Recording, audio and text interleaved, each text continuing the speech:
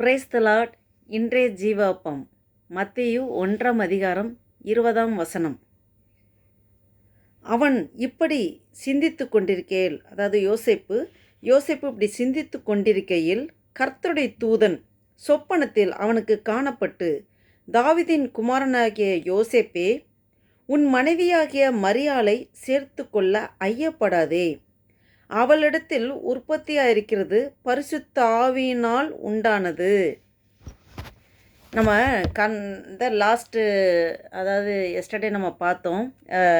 நம்ம கடந்த நாளில் என்ன பார்த்தோன்னாக்கா, யோசேப்பு மரியாளை எல்லார் முன்பு கேவலப்படுத்த மனதில்லாமல் அவளை ரகசியமாக தள்ளி விடுறதுக்கு அவர் யோசனையாக இருந்தாருங்கிறத நம்ம பார்த்தோம். இவன் இப்படி சிந்தித்து கொண்டிருக்கல, யோசேப்பு இப்படி சிந்தித்து கொண்டிருக்கும்போது யோசிச்சு பாருங்கள், அவர் என்ன சிந்திச்சிருப்பார்? கொஞ்சம் யோசிச்சு பாருங்கள். மரியாளோட நமக்கு நிச்சயமானுச்சு. நமக்கு என்ன ஒரு காரியம் நடந்தாலும் கர்த்தர் அனுமதிக்காமல் எதுவுமே நடக்காது. அப்போ மரியாளோட கல்யாணம் ஆகிறதுக்கு நிச்சயம் வரைக்கும் முடிஞ்சிருக்குன்னா இது கர்த்தரோட காரியம். அப்போ அவள் இப்போ கர்ப்பமாக இருக்கான்னா, நம்ம வாழ்க்கையில் எது நடந்தாலும் நன்மைக்காக தான் ஆண்டவர் நடத்துவார். ஆனால் இப்படி ஒரு காரியம் நடந்திருக்கு. அந்த குழப்பத்திலிருந்து ஆண்டவர் விடுதலை தருவார்னு அவன் விசுவாசத்தோட இருந்ததுனால தான் ஆண்டவர் அவனை நீதிமானாக பார்க்குறார். அப்போ விசுவாசிக்கிறவன் பதறான் இருக்கு. விசுவாசிக்கிறவன் எதற்கும் பதறான். விசுவாசிக்கிறவன் தெளிந்த சிந்தையாக இருப்பான், பதற மாட்டான்.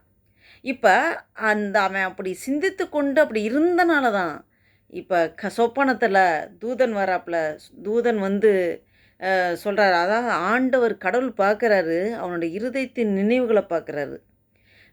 பார்த்து தான் அவனுக்குள்ளே குழப்பம் இருக்குது, அவன் அங்கெல்லாம் வச்சிட்ருக்கான் உள்ளுக்குள்ளேயே, அவனுக்குள்ளே ஒரு போராட்டம் இருக்குது, அவனை தெளிவுபடுத்துன்னு சொல்லி கடவுள் தன்னோட தூதனையை அனுப்பிச்சு சொப்பனத்தில் பேசுன்னு சொல்லி. அப்போ சொப்பனத்தில் தூதன் உண்மையை சொல்கிறாரு. மரியாள் பரிசுத்த ஆவினால தான் கர்ப்பவதியாக இருக்கா அப்படின்னு சொல்லு, அவளை நீ தப்பாக நினைக்காத அப்படின்னு சொல்லி உண்மையை சொல்கிறாரு. சரி, இன்னொன்று யோசிச்சு பாருங்கள்.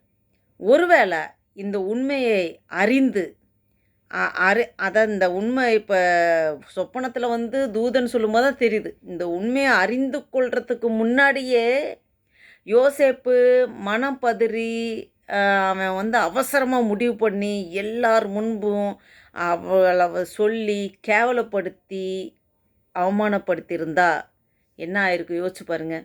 யோசேப்பு எவ்வளோ பெரிய குற்ற உணர்ச்சியோட அவன் பயங்கரமாக இருதயத்தில் பாதிக்கப்பட்டிருப்பான். நல்ல வேலை அவன் அவன் யோசித்தான், அவன் பொறுமையாக நிதானத்தை கடைப்பிடிச்சான். அதே மாதிரி நம்மளோட வாழ்க்கையிலும் எந்த ஒரு விஷயத்திலும் அவசரப்படக்கூடாது. விசுவாசிக்கிறவன் பதறான், அவசரப்படக்கூடாது. நம்ம வாழ்க்கையிலும் அநேக குழப்பங்கள் வரும், போராட்டங்கள் வரும். இது ஏன் இது நடந்தது, ஏன் இது சம்பவிச்சதுன்னு நிறையா காரியங்கள் நமக்குள்ளே வரும். ஆனாலும் நம்ம எல்லாமே ஆண்டவர் சமூகத்தில் ஒப்பு கொடுத்து நம்ம ஆண்டவர் முழுசாக விசுவாசித்து நம்ம வாழ்க்கையில் எது நடந்தாலும் கர்த்தர் அனுமதிக்காமல் எதுவுமே நடக்காதுங்கிற அந்த தீர்மானத்தோடு நம்ம இருக்கும்போது கர்த்தர் அதிலிருந்து மீண்டு வர்றதுக்கு அதுக்குள்ள வழிகளையும் நமக்கு ஏற்படுத்தி தருவார். அவன் பொறுமையாக இருந்தான், அவன் யோசிச்சுட்டே அவன் இருக்கான். சிந்தனையில் அப்படியே சிந்தனையிலே அப்படியே யோசிச்சுட்டே இருக்கும்போது தூக்கத்தில் அப்படியே போயிருக்கான். அந்த சொப்பனத்தில் தான் தேவதூதன் வர்றாங்க. அது மாதிரி ஆண்டவர் நமக்கும் எல்லா காரியங்கள் நமக்கு குழப்பத்தில் இருக்கும்போது தெளிவுபடுத்த ஆண்டவரே வழிகளை அமைச்சு தருவார். இந்த வசனத்தின்படி ஆண்டவர் நம்மளோட இடைப்பட்டார். இப்போ ஜெபம் பண்ணுவோமா? ஹல்லேலூயா. ஸ்தோத்திரிக்கத்தாவே ஸ்தோத்திரம் ஆண்டவரே. நன்றி தகப்பனே, நன்றியோடு துதிக்கிறோம், ஸ்தோத்திரிக்கிறோம் ஆண்டவரே. இந்த காலை வேலைக்கு நன்றி செலுத்துகிறோம். இந்த புதிய நாளைக்கான கிருபை செய்திரே, ஜீவன் தந்திரே, பலன் தந்திரே, சுகம் தந்திரே. நன்றி அப்பா ஆண்டவரே. வேலை கூட ஆண்டவரே யோசேப்பை பற்றி தியானித்தோம் ஆண்டவரே. அப்பா யோசேப்பு ஆண்டவரே மனம் பதறி அவசரப்பட்டு மரியாளை கேவலப்படுத்தாதபடி அவன் பொறுமையாய் நிதானமாய் யோசித்தான். சிந்தித்து கொண்டிருக்கும் போது ஆண்டவரே அப்பா யோசேப்புக்கு நீரே சொப்பனத்தில் ஆண்டவரே தூதன் அனுப்பிச்சு சொப்பனத்தின் மூலமாக தெளிவுபடுத்தினீரே, அதே போல் எங்கள் வாழ்க்கையிலும் அநேக காரியங்கள் ஆண்டவரே நாங்கள் மனம் பதறி ஆண்டவரே அப்பா குழப்பத்தில் அநேக காரியங்களில் நாங்கள் ஆண்டவரே குழப்பத்தில் தவறான முடிவு எடுத்து விடுகிற அநேக சந்தர்ப்பங்கள் நடந்திருக்கு ஆண்டவரே. அப்பா அப்படி நடக்காதபடி ஆண்டவரே நாங்கள் விசுவாசிக்கிற கர்த்தாவே உம்மை முன்வைத்து ஆண்டவரே நாங்கள் உம்மீது நம்பிக்கை உள்ள பிள்ளைகள், உம்மீது நாங்கள் விசுவாசம் வைக்கும்போது விசுவாசிக்கிறவன் ஒருபோதும் பதறான் என்று வேதத்தில் சொல்லியிருக்கிற ஆண்டவரே, அதே போல் நாங்கள் ஆண்டவரே உம்மீது நம்பிக்கை விசுவாசத்தில் உறுதியாய் தரித்திருந்து என் தேவன் என் வாழ்க்கையில் எல்லாமே நன்மைக்கு எதுவாய் செய்வார் என்று ஆண்டவரே அந்த உறுதியில் நிலையாய் தரித்திருந்து உமக்கு நன்றி சொல்லுகிற பாத்திரமாக ஆண்டவரே உம்முடைய ஆண்டவரே அப்பா ஸ்தோத்திர பாதத்தில் அமர்ந்து ஆண்டவரே அப்பா ஸ்தோத்திர கதை அதற்கான வழியை நீர் தரும்படி ஆண்டவரே உம்முடைய பாதத்தில் காத்திருக்கும் பிள்ளைகளாக எங்களை ஆண்டவரே இந்த வசனத்தின்படி யோசேப்போட காரியங்கள் மூலமாக எங்களுக்கு ஆண்டவரே ஒரு தெளிவை நீங்கள் தருவதுக்கு ஸ்தோத்திரம். எங்களுக்கு ஆண்டவரே அப்பா ஸ்தோத்திர கதை இதன் மூலமாக இப்படி ஒரு ஆண்டவரே அப்பா ஸ்தோத்திர கதை உணர்வை தந்ததுக்காக நன்றி செலுத்துகிறோம் ஆண்டவரே.